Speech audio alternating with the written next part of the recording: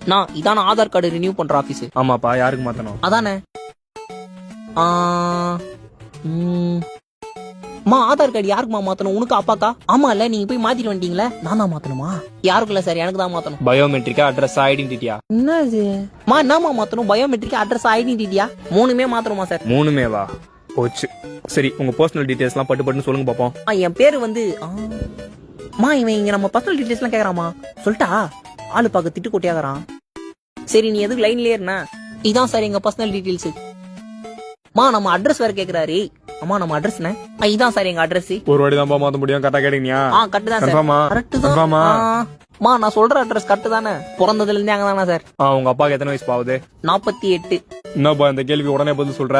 கரெக்டான்னு கேட்டுக்கோ. எங்க நீனா வயசு எங்களுக்கு தெரியாதா? டேய், ஒரு வாட்டி தான் மாத்த முடியும். அப்பா வயசுனா ஆடி மூஞ்சி ஆவணி வந்து 50 தான் சார். என்னப்பா நெட் ஸ்லோவா இருக்குது, நீ பண்ண முடியுமா தெரியலையா? காலேஜ் லீவ் போட்டு வந்திருக்க சார், கொஞ்சம் பார்த்து பண்ணி விடுங்க. இன்னைக்கு முடியாது, நாளைக்கு வாப்பா.